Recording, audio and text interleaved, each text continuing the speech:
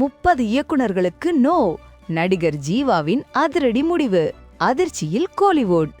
தலைவர் தம்பி தலைமையில படத்தோட மெகா ஹிட்டுக்கு அப்புறம் ஜீவா இப்போ ரொம்ப ஸ்ட்ரிக்ட் ஆயிட்டாரு. ஏன் தெரியுமா?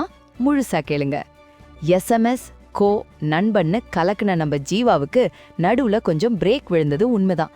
ஆனா பொங்கலுக்கு வந்த தலைவர் தம்பி தலைமையில படம் வேற லெவல் கம்பேக். சிவகார்த்திகேயனோட பராசக்தின்னு பெரிய படங்கள் வந்தும் ஜீவாவோட இருந்த பஞ்சாயத்து தலைவர் கேரக்டர் தான் பட்டைய கலப்புச்சு.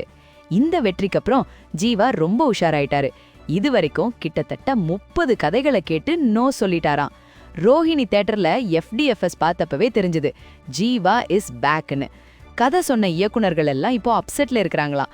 30 கதையில ஒண்ணு கூடவா தேரல அப்படின்னு இயக்குனர்கள் முகம் சொல்லிக்கிற அளவுக்கு ஜீவா செலக்டிவ் ஆயிட்டாரு. ஆனா இது ஜீவாக்கு தேவைதான். குவாலிட்டியான மாஸ் ஹிட் கொடுக்கணும்னு அவர் பண்ற இந்த பிளான் கண்டிப்பா ஒர்க் அவுட் ஆகும். ஜீவா அந்த பஞ்சாயத்து தலைவர் கேரக்டர்ல பேசின அந்த மாஸ் டயலாக் ஞாபகம் இருக்கா?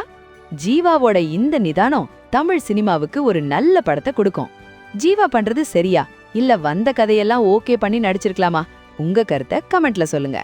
நம்ம தமிழ் காலேஜ் சென்ட்ரலுக்கு ஒரு லைக் போட்டுட்டு உங்க ஜீவா ஃபேன்ஸ் ஃப்ரெண்ட்ஸ்க்கு ஷேர் பண்ணுங்க. அதான் சொன்னேனே, 30 இயக்குனர்களுக்கு நோ சொன்னது இதனால தான்.